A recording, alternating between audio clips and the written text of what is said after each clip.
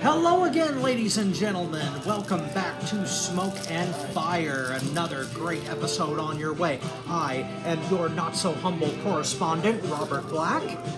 And I am Tony Motown Allen.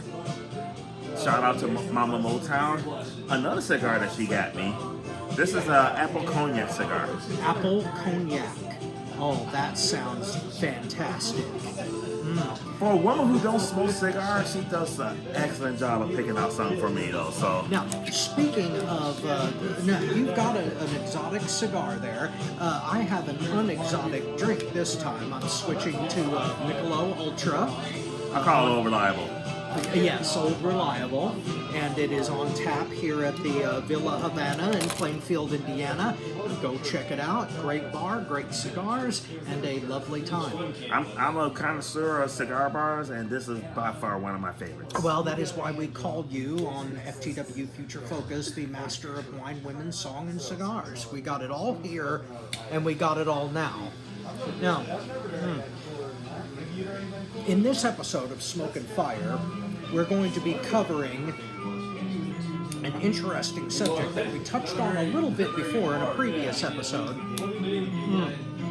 And that is the Royal Rumble and the effect that it had on Indianapolis, because we just had the Rumble in Indy. It was the first Rumble in Indy and the first time that WWE has had a major event in this town in damn near 30 years? Yes. WrestleMania 8 was the last one. They had WrestleMania back when WrestleMania was not WrestleMania. Okay, here's the thing. I was there live for Mania 8. And to me, it was one of the last great Manias until 17. And it was at the RCA Dome. I definitely give you that, though. It was just, and I think that's how I say is in that period wasn't quite WrestleMania. It was a really good WrestleMania, but it was in that period where it wasn't what it became. It wasn't what it was the previous 4, maybe 5. WrestleMania did not become a phenomenon until 17. It didn't become a phenomenon until 17, but WrestleMania 1 through 5 were big. Yes, they were huge. I mean, WrestleMania 1, just iconic. Yes. WrestleMania 2 get a lot of shit. I thoroughly enjoyed it. I liked the 3 venues. I think they could have done 2 instead of 3. But I kind of like that concept. WrestleMania 3 was the best WrestleMania. Yes. I love 4 with the tournament. I love tournaments, though. Yeah, me too. Tournaments are kind of... 4 doesn't get enough love. It doesn't. Doesn't get enough love. And Macho Man don't get enough love, too. I mean, No, he doesn't. That's... Savage was a once-in-a-lifetime performer. Yes. From beginning to end. Not just in the ring, though. Total fucking package. Him and Elizabeth showed up and showed out. Yes. 5 was... hate admitting it. No. I said through 6. 5 was big, but Hogan won. Well, okay. Now, I have, because of my love for Hogan and because, I was willing to accept the Ultimate Warrior. I was not... For 6. Yeah, I was... That was a great moment. It was. I was... Turned out it might not have been the smartest moment. Probably. Well, okay, Jim Hellwig was a weird guy. Man. He might have went out the right way, Yes. but he was a weird motherfucker. Very deranged. It's weird because, we were kids when that happened, and I used to love his promos. I had no fucking idea what the hell that motherfucker was talking about. Neither did he. No. Neither did he. He went out there on the influence of something, and Cocaine's a powerful drug. It is, and just stupid shit came out of his face, and everybody loved it because he was the Ultimate Warrior. Yeah. I just love the Ultimate Warrior. You know why? Because of WCCW. I loved Dingo Warrior back in the day. Yes. So when they got they got Dingo Warrior, I was ecstatic. But man, that motherfucker was off the chain. One thing I will always be grateful for Jim Hellwig for is SummerSlam '88, and one of the greatest memories of my father that I think we've gone over this. Yes, but yeah, my father hated Elvis impersonators. He hated Wayne Ferris with a passion. And this man, who was in his late 30s and only tolerated professional wrestling because his son loved it, jumped out of his fucking chair and marked out for the Ultimate Warrior when he came down there, and he knew it was coming. Just sitting there saying, "Give me Warrior, give me Warrior, give me Warrior." And when it finally hit, just pop. Loved it. It's great. I mean, because the Honky Tonk Man is the greatest Intercontinental Champion of all times. Granted, in the Motown's wrestling group, we got a tournament going on right now Yes, that's true. to crown the greatest Intercontinental Champion of all time. And he hasn't come up yet in that poll. Oh, he's coming. Of course he is. But that was great because that man held the title for like a year and a half. Like, nobody could take the title off him. But when the Warriors music hit, you knew he was losing. You knew it was done. The second you heard, dun, dun, dun, dun, Yeah. you knew he was done. But my favorite Warrior match, though, in his career, was him and Savage. Career versus career. At 7, oh, that was such a good match. And It was a great match. It told a great story. And I thought the Warrior was legitimately dead. Five fucking elbows. Yes. He should have been done, but no. And nothing can beat the visual of Elizabeth jumping the guardrail, kicking Sherry's ass, and then that reconciliation. Just nothing like it. Now, here's something that I have always said about pro wrestling. Professional wrestling, for you ladies out there who may be watching this, take your favorite daytime soap opera and replace the concept of fucking with the concept of fighting, and you have professional wrestling. And I'm sorry, like, we're going to talk about daytime talk shows. General Hospital back in the day, Luke and Laura was like the couple. That was Macho Man and Elizabeth. Yeah. I mean, daytime soap operas have a unique way of telling stories that WWF back in the day and still today with WWE aped, and that's why they are so good at episodic television. But okay, getting back to the subject at hand, the Royal Rumble. Indianapolis. For the Royal Rumble. And they made, everybody in this town made a shitload of money on that. Now, probably not as much as the Super Bowl in 06 or 05. 2005 they made a shitload of money off that Super Bowl. Honestly, though, I think for like one event, Super Bowl had them beat as far as money they made because Super Bowl was that Sunday. But they were like, that boom, Friday, Saturday, Sunday.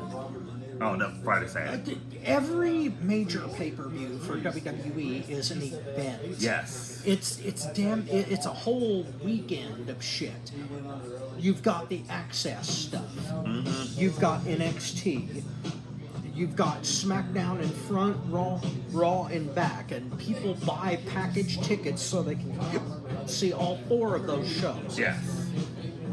Now I am upset that they stopped the NXT takeover stuff because I believe that NXT is the best overall product that WWE produces, and the fact that they don't do that anymore frosts my ass because takeover was like one of the best things. In 2019, me and a friend, my friend Jeremy Lawson, we went to SmackDown, Survivor Series 2019, and Raw the next night, and we went to NXT for the War Games that year. Awesome time. There were parts of it that pissed me off, obviously, because I've got a chip on my shoulder when it comes to WWE. You know that. Everybody knows that. No lies detected there. No, absolutely none. The lie detector determined you are telling the truth. You bet your ass. But I will say one thing I was disappointed with the Royal Rumble, other than the ticket prices. Yeah. Royal Rumble is my favorite pay-per-view, and I did not go. There's a lot of factors that went involved into it, like mostly with the fact that I totaled my car, I had to get another one, my money was quite.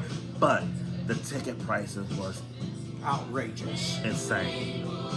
Granted, Tina got some tickets. I mean, she was up there, but she got some tickets for $80. So your girl went, but you didn't. My ex, yeah. Wow.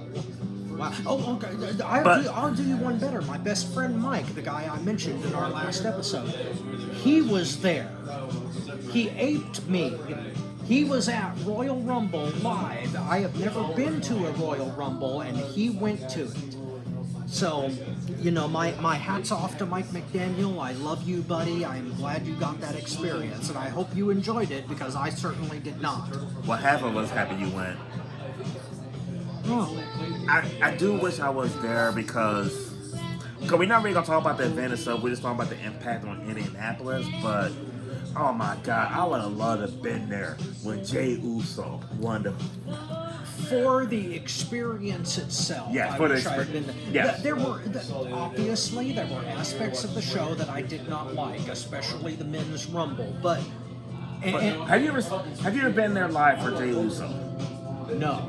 Me and Bobby were there at SummerSlam. My last day in my 40s. SummerSlam in Detroit was on August 5th. I turned 50 August 5th. Me and Bobby were there, and that's when he took on Roman Reigns. And I'll be honest with you, I was not a big Jey Uso fan back then. I didn't really get the whole thing with the yeet and everything though, but I'll be honest with you. You remember how Marcus was, oh, scissor me daddy. As much as Marcus hated that shit, but he was doing it because I was caught up on the yeet. I was caught up in Detroit.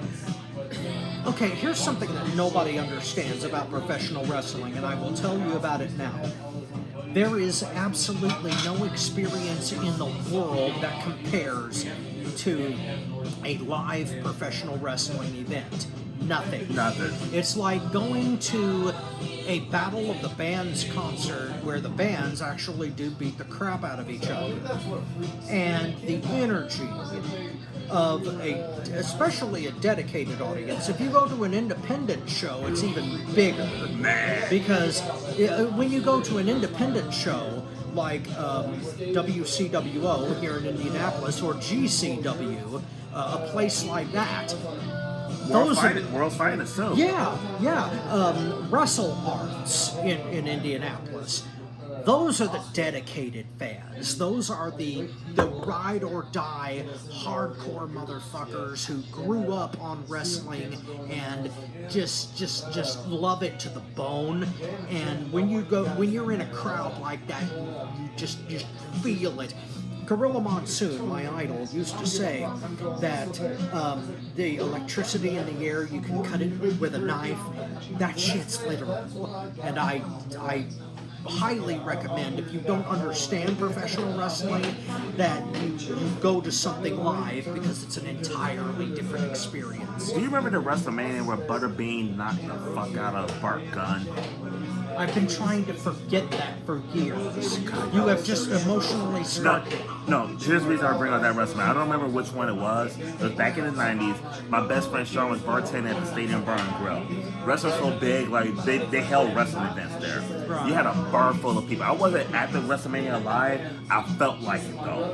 And my biggest memory of watching wrestling, and I mentioned that match because I don't remember which WrestleMania that was, but that was the WrestleMania I was at the stadium.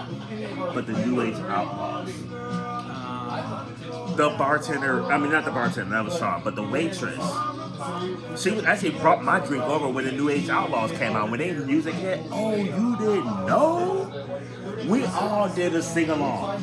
And then when call somebody. Yeah. When Road Dogg grabbed the mic and he did his ladies and gentlemen, boys and girls, children of all ages, the Generation X proudly brings to you the WWF Tag Team Champions of the World. I did that live in college once, and I had to do it a little bit differently because it was for a different introduction. But I get why people love that and why they like the hype. It's all crowd participation though, because the waitress was by me when we all broke into that, and her eyes were big, was like, what the fuck was that? It's sing along. It is. It's karaoke with words, with catchphrases, and The Rock is a master of it. That's part of the reason why he's so legendary, because he knows how to use that shit. So many people I'm a Rock fan. I love The Rock. I do, but Rock is not my top 3 promo people. He's not. Flair. Flair, Rose. Honestly, you can say Flair and Rose are 1A, 1B. Yes. My third one's controversial, but for me, it's Stone Cold Steve Austin. It's my number 3. No, that's not controversial. Austin did a good promo. And he did it at the time The Rock was there. And the one thing I love about Rock's Austin promos over The Rock was the fact that like Rock's was nursery rhymes, sing along. Like he knew how to work the crowd. He did this, but also at the same exact time was cutting straight up wrestling promos. Yes. Austin make you want to whoop somebody's ass. When he's get that head bob and he make you think you're gonna beat somebody's ass. Okay, we talk about perfect rivalries in wrestling. Steve Austin and The Rock are kind of like the Batman Joker of the professional wrestling world, in a way, because no. Batman Riddler. Really? Yes. Batman Riddler? Yes, because Rock did the rhymes and riddles and things. Okay, all right. And the reason I say that is, can we talk about rivals? Batman Joker was Austin McMahon. In the opposite direction, though? Yeah. Yeah, because McMahon would be the straight man and Austin would be the Joker representing chaos. I honestly feel like Austin's not as big as he is without McMahon. That's his ultimate rival. Yes. That's why I get Riddler. I hated Steve Austin before the McMahon feud. I was on Bret Hart's side. I was, because I thought the American fans were being assholes. They were cheering for the heel and cheering for Shawn Michaels just because they were, just because they were being jerks. And I thought Bret had a point. But here's the funny part about it. Austin probably would agree with you. Austin did not want to be babyface. Austin was constantly doing all this heel shit. And I forgot who he said, what wrestler told him that, like, you're over, you're a babyface. And Austin did not want it. Like, that was not his goal. I think it was Jim Ross. It could have been. Yeah, it could have been. Austin didn't want that reaction. No, he didn't. Yeah, well, he'd been a heel his entire career up to that point. I mean, Austin was the kind of guy who wanted screaming to be authentically him. And in WCW, he wasn't allowed to be until the Hollywood Blondes, and then they fired his ass. So... Fuck you, Eric Bischoff. Exactly. Fucking bitch. Yes. Speaking of Eric Bischoff, he is a bitch, and that has to do with my love for AEW, which he is dismissing. But he was being an asshole about it because he failed and AEW is succeeding, so Uncle Eric can lick my nutsack. I mean, if you think about it though, like we shit on AEW a lot. You don't, but we do. I understand. But when you look at like WCW didn't. I mean, they did not have a long run. No. They had three good years. Yes. And under Eric Bischoff, they had what, like 7 years before they were out of business. Yes. I've said it before, and I'll say it again now. WCW made an art form out of fucking up. They did. They were given enormous opportunities, and they wasted them. So many people were pissed off that Vince McMahon brought them out, and the end result, I get the pissed off people being pissed about him making a monopoly and buying them out. But at the time he brought them, it was horse shit. Yes. It was complete horse shit. When Vince McMahon brought out WCW, he took Old Yeller to the backyard and put a bullet in his head. But you remember, Old Yeller didn't get put down because he was old. He got put down because he was rabid. Remember, that was the Shawn Michaels, Ric Flair, but for Mania 24. Yeah. That was the argument. And Lawler pointed that. Anyway, I digress. The whole concept, and as much as I am an advocate for AEW, I will admit, and have in the past, that they make serious mistakes Yes. that they need to correct, and they're not correcting because Tony Khan is becoming an egoist. And I think that's the frustrating thing because, and we kind of get a little off subject. We're going to get back on the Royal Rumble being in Indianapolis. We are getting back on that though. But the frustrating thing with AEW, if they had the talent, Yes. they could do so much better. And it's like, I need Tony Khan to get out of the way. Yes. Yes. It's like, it's frustrating because it ain't a shit show like WCW. It's not a shit show like WCW. Definitely not. But it's an easy fix that he's not fixing. It's an easy fix for TV. Pay-per-views, when it comes to AEW, are spot fucking on. Because that's where They need to cut out some of the matches. they need to have less matches, but the matches they do have are fucking awesome. And that's not something you can say about WCW, because toward the end, WCW was the shits all the way around. But getting back to the Royal Rumble, there were parts of the show that I did not like, obviously, but for the most part, it was tolerable. And as much hate as I give WWE and its booking and the fact that I don't want them to get their monopoly back, I appreciate when they do things right. And the Women's Rumble, and especially the Cody versus Kevin Owens ladder match, all of that was done right. That Cody versus KO ladder match was one of the best ladder matches I've seen in a long time. Yes, they did that right. It was brutal. It was, you cringed at every shot that was taken. Cody went over, which I wasn't expecting. I thought they were going to get ready to bury him. And I still think they're going to bury him when it comes to Mania 41. You've been thinking they're going to bury him for all year. The only reason they haven't is because they keep making that merch money. You gotta understand, Cody... It's a business. It's a business. Cody not only does business for WWE, but he's got his own shit on the side. Cody has his own brand of cigars.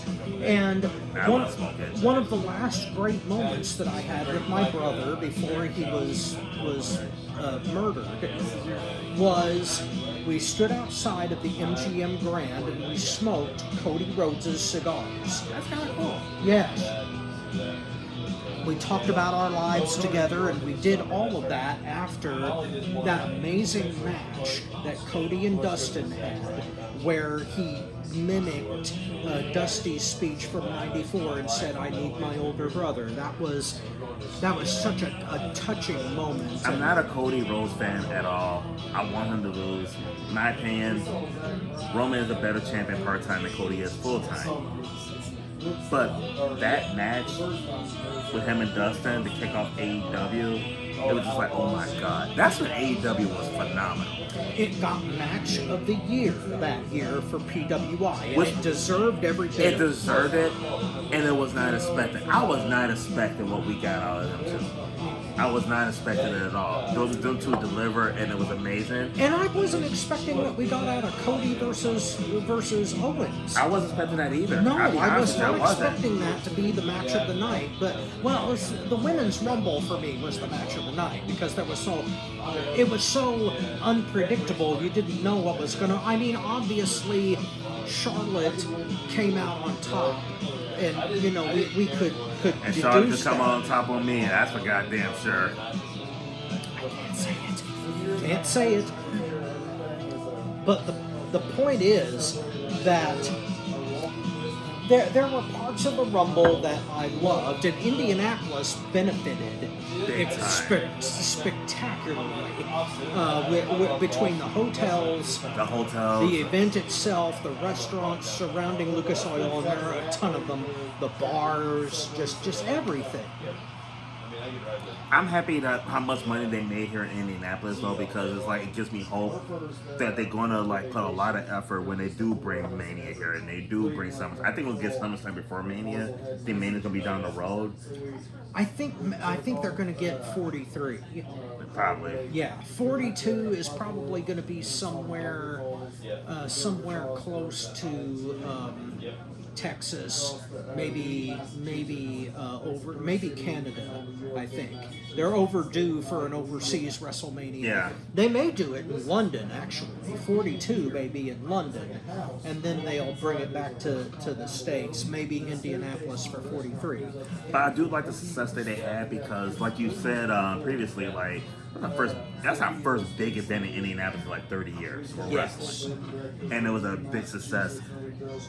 And I know you hate him, but you gotta give Pat McAfee credit as far as bringing it here.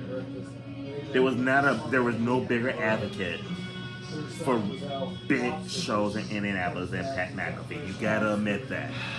This had nothing to do with his commentary that you don't like. I'm just talking about Pat McAfee as far as how he loves this city and wants the best for this city. You gotta give him credit for that part. Okay, fine. I will stipulate that. Nothing to do with his commentary. Oh, no, absolutely Which I love. Why? He's not a cookie cutter WWE commentator. He brings a lot of energy, and he's just naturally being him. What you see from Pat McAfee in WWE is what you see in his talk show, is what you see in college football. It's him being him, and I love when you just being your authentic self. He's not Michael Cole that's gonna like listen to them in the air like, we need you to do this, we need you to do that. No, Pat McAfee like, no, I'm me. Corey Graves is cookie cutter. Michael Cole's cookie cutter. Okay. The one guy with the really good voice that Bobby loves is cookie cutter. The only other person besides McAfee on commentary that is authentically him, gets a lot of shit for his commentary, but he's authentically him, is Booker T. That's my little shucky ducky quack quack moment. And on that note, speaking of ducky ducky quack quack, let's talk about another aspect of Indianapolis, Caitlyn Clark. My mom's gonna love this part, Mama Motown. Well, see, I think She's a huge Caitlyn Clark fan. Really? Yes. She loves Caitlyn Clark. She does. You know, I'm not a big sports fan in general.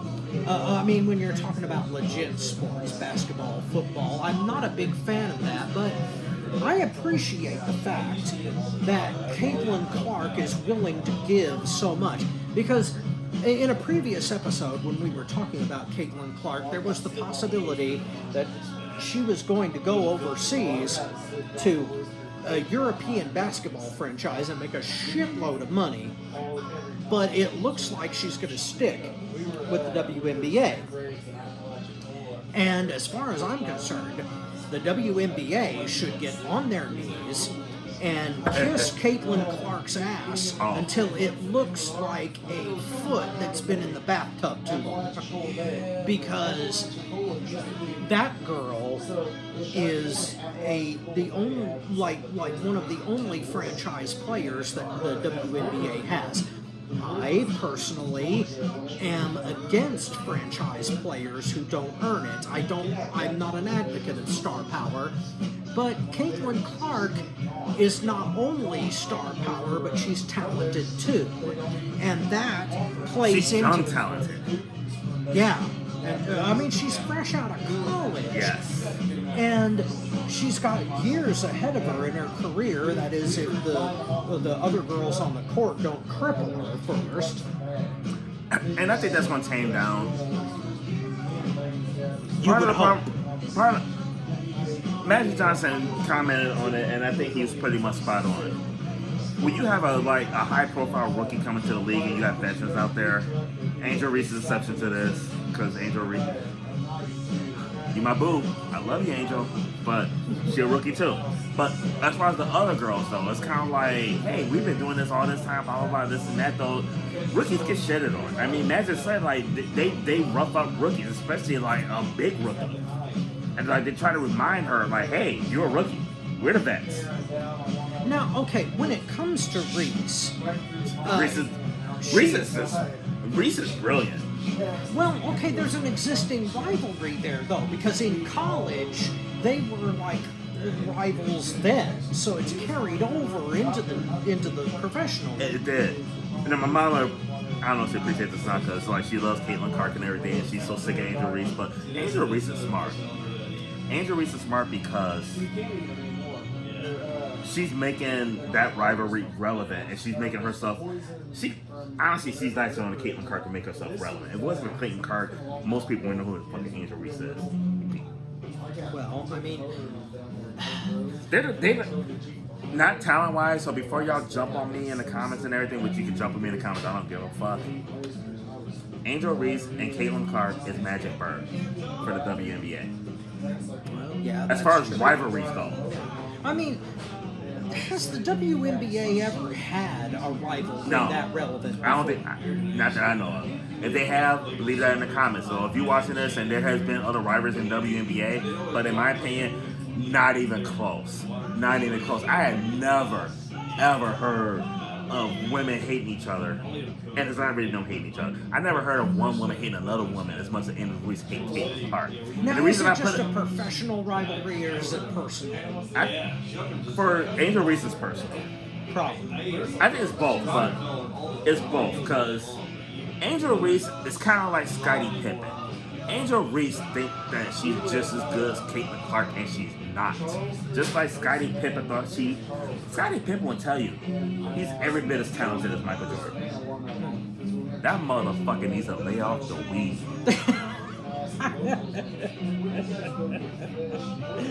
But I give her all the credit in the world though because she's more relevant because of what she does with Caitlyn Clark. And the reason I say it's one-sided though is because Angel Reese can keep Caitlyn Clark on her mouth. When have you ever heard Caitlyn Clark even acknowledge that bitch exists? That's true. That's true. I mean, I think that Caitlyn Clark, getting back on the subject of the All-Star game, I think that she is more worried about promoting her team than Yes. she is about promoting herself. She's about That's promoting, the difference. she's about promoting her team, and she's about promoting her city, which is Indianapolis. Right. Her adopted city. She's not from here, but No, this but is this where is she's her making her money. Exactly. Yeah. Kind of like Jordan was for Chicago. Jordan ain't from Chicago, but He's from North Carolina. But you associate Jordan with Chicago for what he did for the city. Right.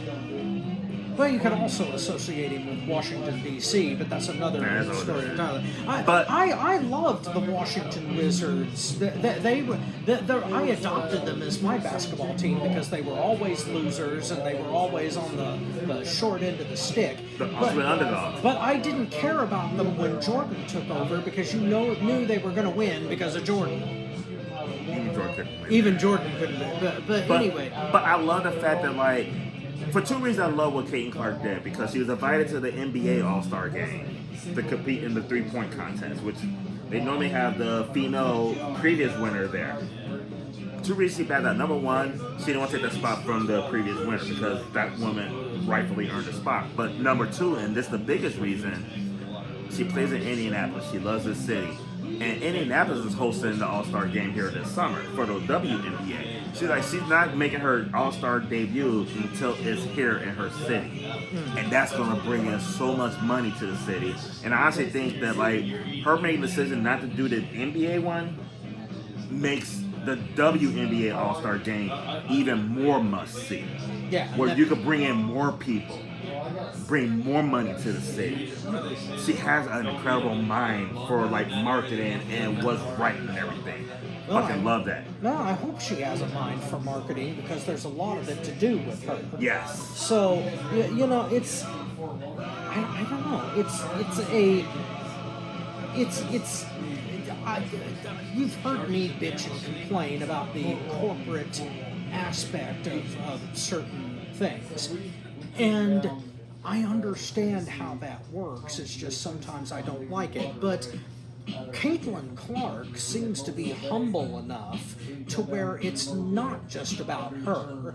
It's about what she's promoting and about the WNBA in general. Because let's face it, the WNBA has been a third fiddle player for a long ass time. Yes. And, you know, it is...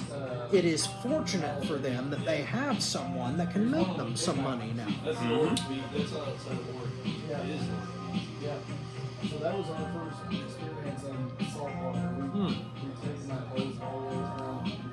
She's definitely good for the sport. She's definitely good for like, and in all honesty, because I know a lot of people are like, she's only getting the recognition because she's white.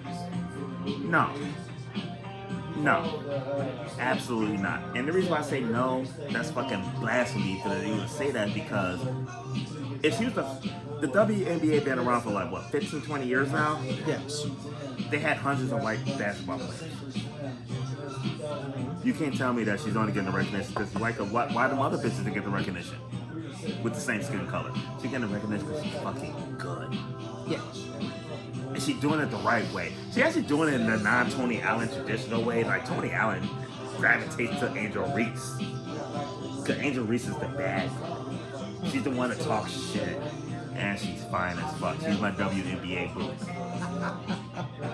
But I can't take away from what Caitlyn Clark is doing. The girl's incredibly talented. Yeah. Well, I mean, let's talk about that for a minute, because racism arguably plays a factor in some of the shit that Caitlyn Clark is getting. Mm-hmm. And if we're going to say that racism is wrong on all fronts, then it's wrong for Caitlyn Clark to get the shit beat out of her every time she gets on the court. And I've seen her take full fucking body blocks because of who she is. Yes. And to me, that is absolutely wrong. And the Basketball is a black dominant sport. So when you get somebody that's not black, that's dominated, people are going to hate on because of their color. Just like golf is a white dominant sport, Tiger Woods went through the same shit. Yes. And he shouldn't have, No. because all sports should be about talent. It should be. And it frustrates me because it's like, So many people take shortcuts when it comes to sports, and Caitlyn Clark ain't taking no fucking shortcuts. at all. If she were taking shortcuts, she would have went to Europe, because they're not going to beat the shit out of her. They're going to take the money and love every minute of it, but she's sticking with the WNBA. And she could dominate more in Europe than she does over here because the talent over Europe is not as good as it is over here. Well, see, I've never watched European women's basketball, but I don't doubt that, because, I mean, look at the Olympics, for example. For the longest time, up until 1992, other countries besides the United States were allowed to have their professional athletes compete in the Olympics, and they were only supposed to be amateurs. That was the rules of the IOC. The International Olympics Committee is the most corrupt body in sports, bar none. And the fact that they allowed the Dream Team to happen in '92 was an absolute breakthrough. So Caitlyn Clark could have been an Olympian if she went to Europe and played that way. But no, she's sticking with the WNBA because they know they need her. Mm-hmm.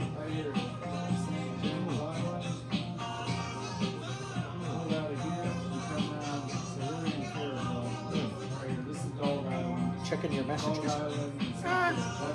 Well, you know what? This is a free-range show, and we do what we want. Exactly. This is smoke and fire. We smoke and we fire. Speaking of messages, Ty's not going to be on the show tomorrow. Well, oh shit, by the time this airs, she'll be back. Well, maybe it will. But no, shout out to the Tigress. We love you. From North Carolina. Just like Jordan. But, And Ric Flair. no. Ric Flair is from Minnesota. He's just associated with Carolina. Ric Flair is from North Carolina, just like the Road Warriors are from Chicago. And on that note, I believe we got one more subject for this episode. Yes, we do. This is going to be so much fun. This had nothing to do with Indianapolis, but this is going to be a fun subject. Oh, yeah. Oh, boy. This is a little bit of old school because we're going to go back to the 90s. we're gonna go back to when ECW was the alternative. ECW was my home base in the late 90s. So we're about to discuss eras versus era. The ECW Extreme era versus the Attitude era, which basically happened back to back. It was like ECW Attitude Extreme era, and then here comes Vince with the Attitude era right behind it. Yes. We're going to compare the two. We're going to discuss the two. Oh my God. Woo! This is about to get good. Yes, it will. So, hopefully, for those of you who are watching, hopefully you're old school wrestling fans. If you're not, well, sit back and enjoy this conversation, because if you're not a fan, you're about to be. Yeah. Extreme Championship Wrestling. But before it was Extreme, it was Eastern Championship Wrestling, and Paul Heyman. Yes. Paul E. Dangerously brought Extreme Championship Wrestling and made them extreme, and it changed a little bitty local territory into a huge ass phenomenon. Yes. An People underground sensation. And people to this day would still chant ECW. ECW. ECW. Yes. In my opinion, ECW was a fucking cult following like no other. We saw shit in ECW that we never seen. When Yes. ECW was around, we were watching wrestling for a good 10, 15 years. Loved the sport. AWA, NWA, WCCW, UWL. We've seen so much, but we had never, ever seen anything like ECW. Okay, here is a misconception about ECW that I want everyone to understand. ECW made its bread and butter on blood and guts. They did. But there was a whole hell of a lot more to it than that. ECW had some of the best technical wrestling that the 90s had to offer. Yes. Especially before WCW started poaching their major talent, like Eddie Guerrero, like Dean Malenko, like Chris Benoit, like WWF didn't post them. WWF poached them later during the Radicals. But they were poached originally from ECW from WCW. Yeah, that's exactly what I'm saying. Okay. WCW stole them before Oh, WWF my bad, did. my bad. No. But the technical aspects of ECW were dynamic. Even later on, the matches that Rob Van Dam had with Jerry Fucking Lynn Lynn, yes. are some of my favorite stuff still. Damn. Taz ruled ECW with an iron fist for a long time, and he was a suplex wizard. The matches The human suplex machine. and the matches that he had with Bam Bam Bigelow are still classics. When they went through the ring, when they went through the fucking ramp, I had never seen that. And that was the first time I ever heard the holy shit chant, and it was well deserved. When they smashed through that ramp at ringside with that tornado DDT, it was just absolutely phenomenal. And that was payback for Bam Bam putting Taz through the ring. Taz put Bigelow through the ramp. It was just so many moments like that where ECW pushed the envelope. But that's why I love AEW so much today, because they push the envelope. As much shit as we give them for being disorganized and not having the right storylines or build, the matches themselves, just like ECW, were just damned phenomenal. It was more than blood and guts. Paul Heyman did it different than AEW did, though, but Well, that's because Paul Heyman back then did things that no one were willing to try. Paul Heyman had a great concept because ECW had a reputation of just being this crazy, out of control company that just do off the wall shit, but like Rob, they gave you a complete pay per view. Do you like the crazy off the wall shit? Some of the shit was that. Not all. Not all. You had great technical matches in ECW, and the fans fucking loved it. Yes. You had the great promos. You had the great storylines. Like you said, Rob Van Dam was not a majority of the ECW prime time, the heyday. Rob Van Dam was not the top guy. He was the TV champion for 2 years. Yeah. But he was the whole fucking show. Yes. You did not want to follow Rob Van Dam. Never. Rob Van Dam went out there to steal the show, and he did not do it with blood and guts. He didn't do it with a lot of crazy shit. He did it with his fucking athletic ability. And he had his unique athletic ability. He could fly, too. Yeah. That was his forte, jumping over the damn post into the crowd. And he could have a good match with damn near anybody. Anybody. The matches he had with Dreamer were emotional and just he sold like a champion.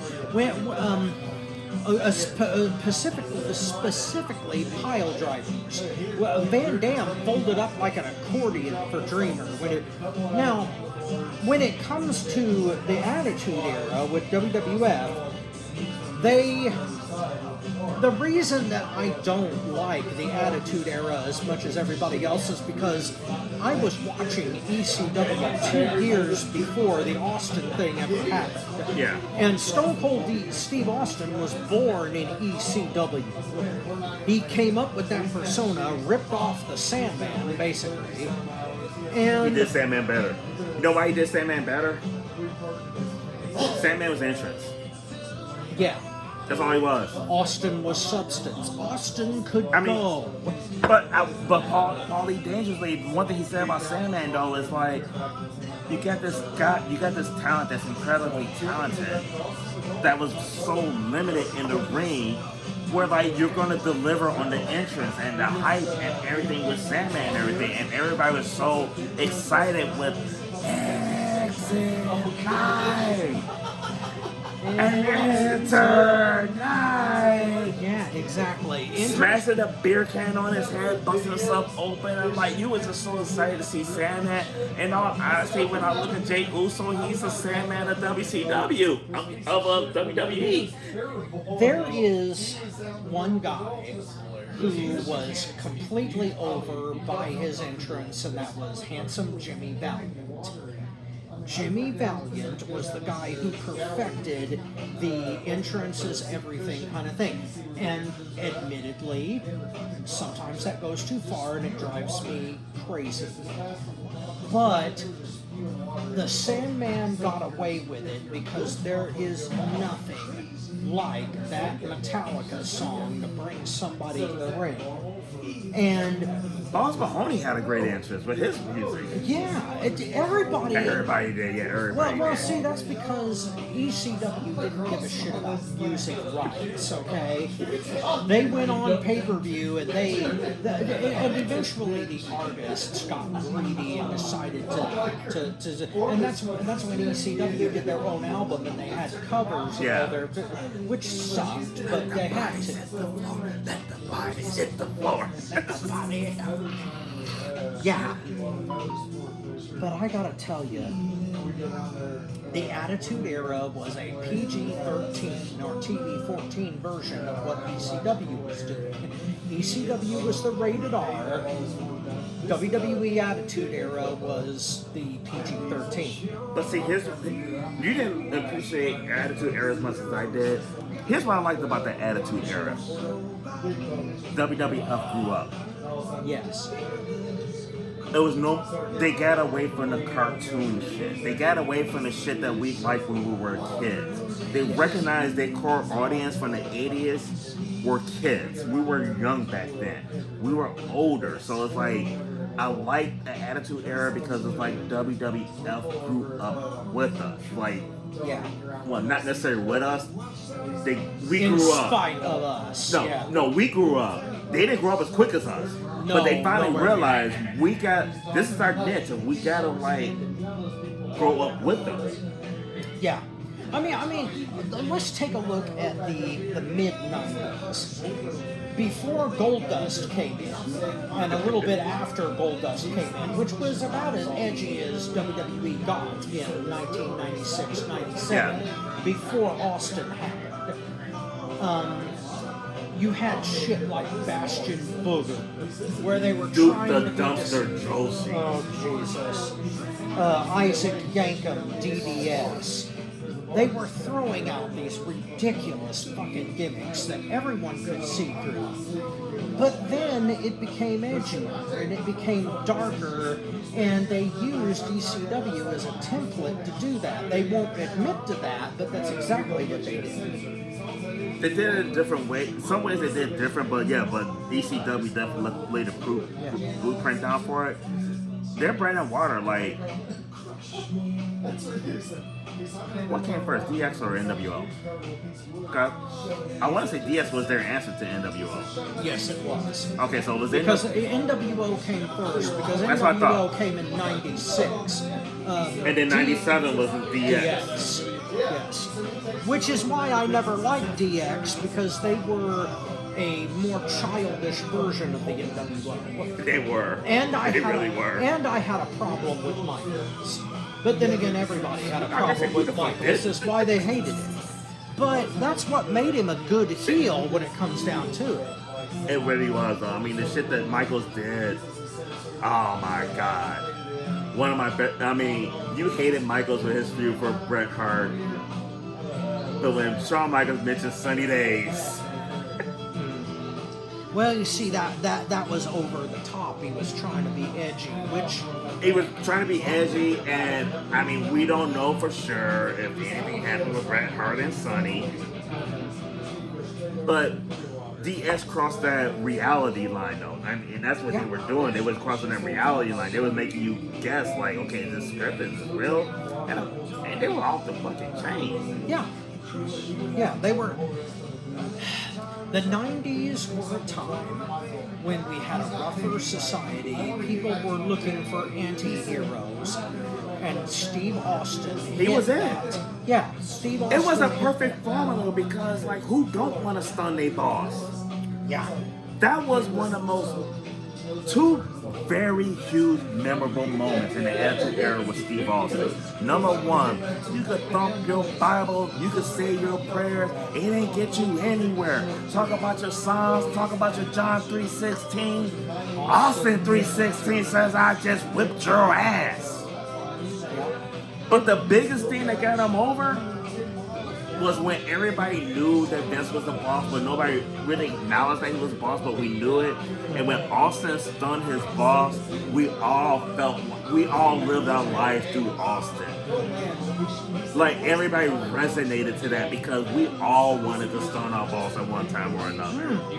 Which is why I say that's his best rivalry, because that put him on the map. It was a complete accident that worked out exactly the way it was supposed to, because Yes. Vince McMahon legitimately fucked over Bret Hart in the most rotten way possible. No, I agree with Vince McMahon. Oh my God, I can't believe I just said them words. You're in the Bret screwed Bret. Bret screwed Bret. And here's why I say that. This is a spoiler. Wrestling is scripted.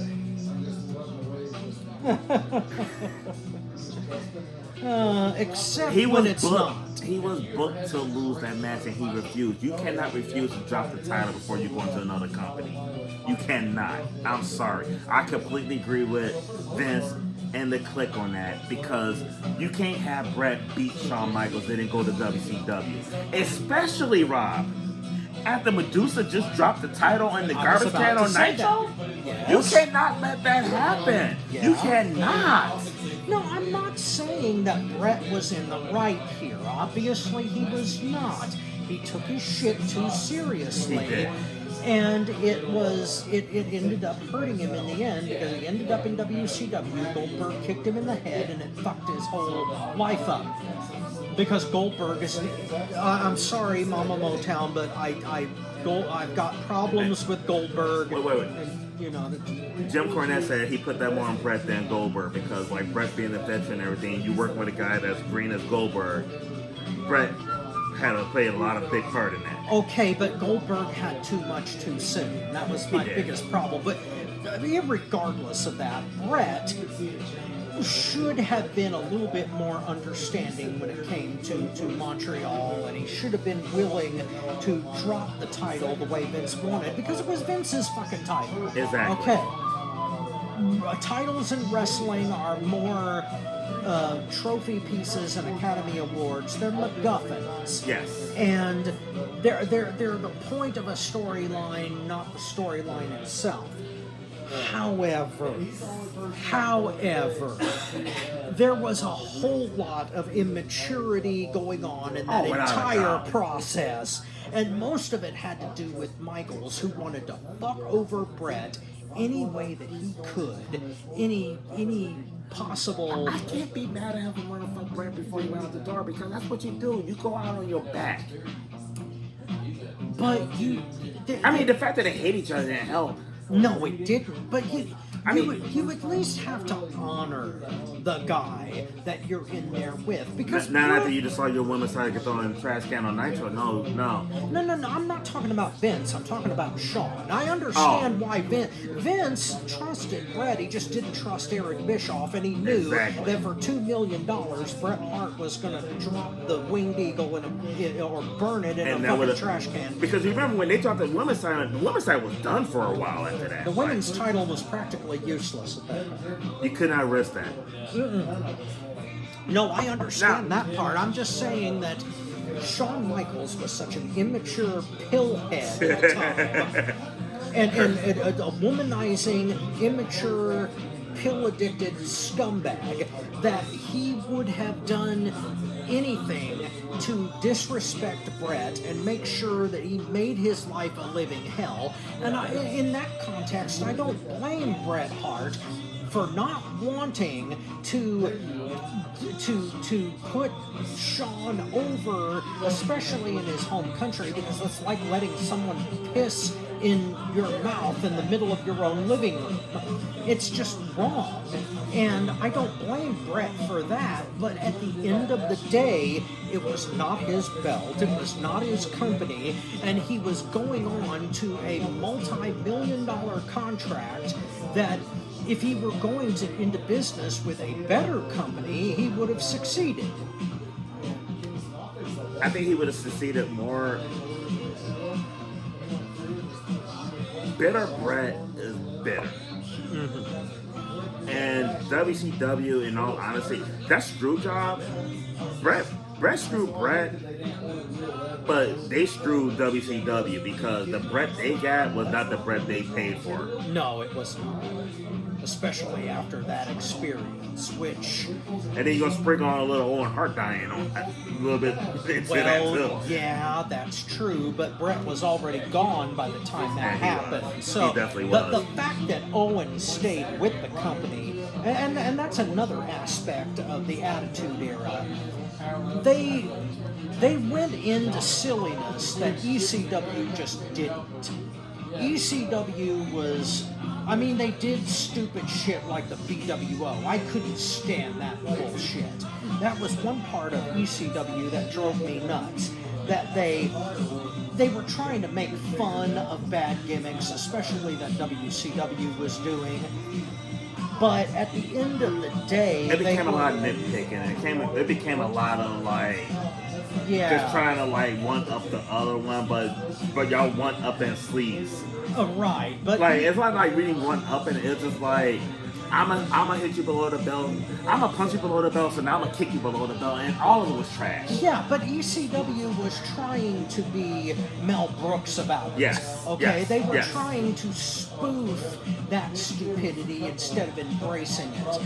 Unfortunately, it got over. I fucking hate the BWO, but pay me. To this day, absolutely. But see, the stupid shit that they were doing with Owen right before he died was a travesty, especially since Owen Hart, after WrestleMania 10, could have been a legitimate WWF World Champion because at WrestleMania 10, he pinned Bret, who went on to win the title from Yokozuna that night, and they had a beautiful feud. Here's the problem with what happened at WrestleMania 10. They still had all the age behind Bret Hart, who ended up not staying. Well, but he didn't stay because he was dicked over. They didn't take him seriously. They had him feuding with a fucking pirate. I mean, come on. I mean, you don't take your top star and put him with Jean-Pierre Lafitte and then expect him to carry the shit. That was one of the problems with Vince McMahon. He never grew out of the gimmicky, cartoony shit. He never the rest did. of us did. Yeah. The rest of us did. And the only reason that WWF became the Attitude Era is because he had no choice. He had no choice. If he had not imitated ECW and taken his son Shane's advice, then the whole company would have gone down the shithole. WCW would still be around, and corporate wrestling would be 1,000 times worse. That's the crazy thing about the Attitude Era is because Attitude Era was the greatest era of WWEF. Yeah. But it wasn't his choice. It was like he had to. It wasn't that he wanted to. Yes. And the first opportunity he had to get away from it when he became a monopoly, he got away from That's it. why I love the Golden Era so much. The Golden Era, for all of its faults, and I know that you hate Hogan, and that's fine, but all of that happened organically. People loved Hogan, they loved Piper, they loved Savage, they even loved Orndorff, and even the people Andre they the Giant, hated. eighth wonder of the world. Yes, that was all organic, but then later on with Luger, with Brett, with Shawn, with Luger's Cena, force-fed. now Austin happened organically too, but he So was they didn't want that either. no, Like, they were not planning on that. No, nobody planned on Austin. He came out of nowhere. So did The Rock. Yeah. But with Triple H, with Cena especially, oh my God, Cena was generic as hell, and they pushed him down our throats. And Reigns. I've got nothing against Roman personally, but it took them 13 years to shove him down our throats until we lost our gag reflex. No, here's the thing with Reigns. It wasn't even a force fed with Reigns because the force fed, the way that Vince wanted him to come up, it was not getting over. When Reigns got with Paul Heyman, he was able to beat him and his authentic self. Not what Vince wanted him to be. Roman Reigns, the tribal chief, is not what Vince wanted. Never. But when Paul Heyman got with him and allowed him to be his authentic self, that's when he got over. It had nothing to do with Vince. No, it did not. Because the version of Roman Reigns that Vince wanted would never get over. He wanted a Hulk Hogan babyface Yes. that was Samoan, and you can't do that. Yes. You cannot catch lightning in a bottle twice. People resent that shit. I'm old enough to remember back in 2013, 2014, when they were trying to shove Roman down everybody's throat, and everybody resented it because they wanted Daniel Bryan. I wanted Daniel Bryan, and god damn it, the whole world wanted Daniel Bryan, and they were forced into that shit. Just like today, they've been forced into LA Knight, forced into Cody Rhodes, and maybe not so much Cody because they wanted his merch. They want Cody's merch money. That's why they haven't fucked him over yet. They are going to fuck him over. He will be Goldust again, I promise you. Me Stardust. Stardust. Might as well be Goldust because that's what they were ripping off, but still. Now Goldust is a better character. Well, yes, that was the whole point. That's why Cody resented the shit and left. He said he wanted a revolution and he lied. That's why I'm not a Cody fan anymore. But for the eras though, ECW, and I'll talk about you hear me talk about like being your authentic self, and I love Roman being his authentic self. That's when I became a Roman Reigns fan. ECW was the better era because that was authentic. yes, That's what I love about it. if they had turned I used to watch Reigns. ECW pay-per-views. Remember when, like, back in the day when you were, like, if you didn't order a pay-per-view, the screen was all scrambled up and you could hardly see what it was, but you could listen. That's back in the day when I had no, that's how I watched the pay-per-views for ECW. That's how I watched WrestleMania 3.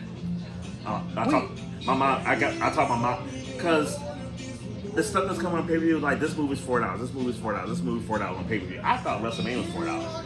So I begged my mom to get WrestleMania. I didn't know this shit was $20. $20, yeah. But she got it.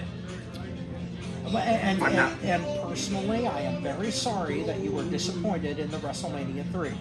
But you got your win back because I was disappointed in the main event. I was not disappointed with the pay-per-view. And I was a Savage fan. I was a big-time Savage fan. And even with Savage losing, I watched that match so many.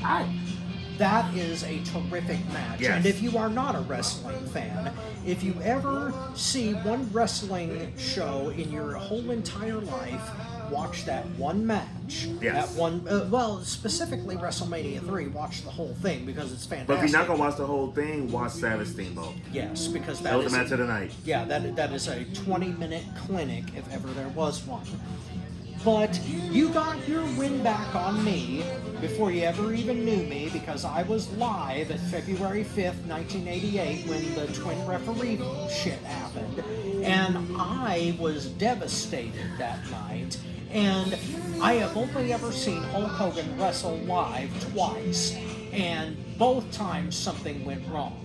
Because I was at WrestleMania 8 too, and that was where the immature kickout happened. Where Papa Shango was late and Sid had to kick out of the leg drop. But I got 3 wishes that day. I wanted to see Savage win, he did. I wanted to see Hogan not lose to make up for the shit that happened before.